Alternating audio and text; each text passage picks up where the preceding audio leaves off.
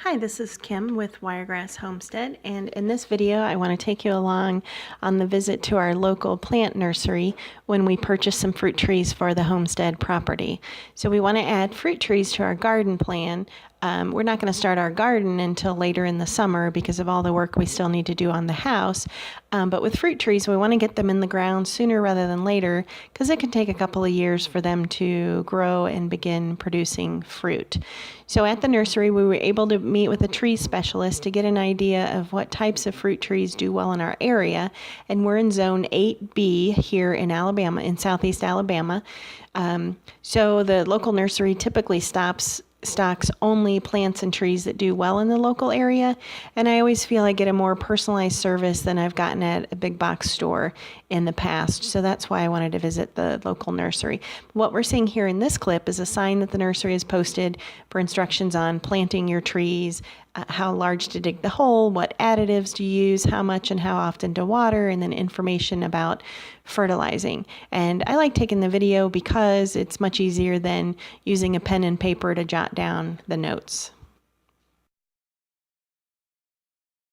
Now in this clip, I am going through the rows of trees at the nursery to get an idea of the prices and tree sizes. Citrus trees are on my list for the property, but we decided not to get citrus on this visit because the tree manager explained that you don't want to put citrus trees in the ground until after 3 or 4 years when they're more established and can handle the winter weather. Down here we typically don't get snow or ice, but the temperature did dip around the upper 20s on several nights, and for the young citrus you need to bring them into the house or put them in a greenhouse, and we do plan to build a greenhouse over the next year. So we decided on this visit to focus more on fruit trees that we can get in the ground right away, and then next year we'll expand to citrus trees when we have a better plan for the winter. And this is another sign at the nursery, an informational sign that they had, and it explains that some apples, pears, plums, and pecans need another variety of the same fruit to be planted within 50 feet for pollination to occur. So for example, if you plant a methyl plum tree, you would need to plant another variety of plum tree besides methyl for the best pollination. Self-pollinating fruit trees do not need another variety, and those include peach, figs, persimmon, pomegranate, and nectarine. Chill hours refer to the number of hours where temperatures range from 35 to 45 degrees in order for the tree to produce the flower buds.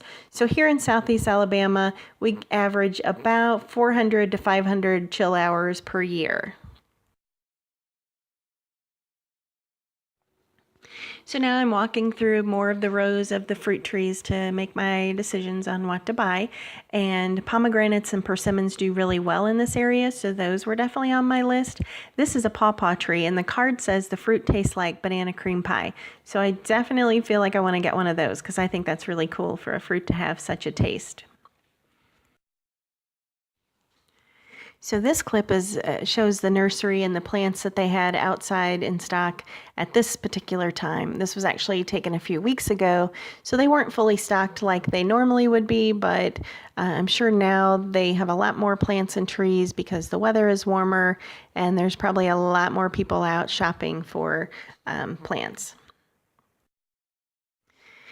So for my budget, I had allotted $500 for fruit trees, and I wasn't sure how many trees I could get for that price.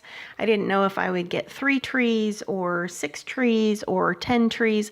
I had no idea. Turns out I'm pleasantly surprised that I was able to get 9 trees for the $500. I got 1 Anna apple, 1 Shemer apple, 1 Shinseki pear, 1 pineapple pear, 1 Florida home peach, 1 brown turkey fig, 1 pawpaw, 1 Fuyu persimmon, and 1 wonderful pomegranate. So that's my 9 trees, and with tax the total was $509. So I was happy and I felt I got a good selection of trees for the money.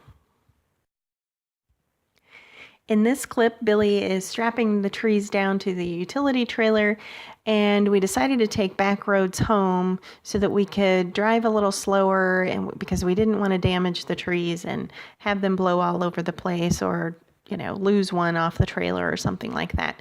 So I wanted to save the planting of the trees for the next video because I didn't want to make this video too long.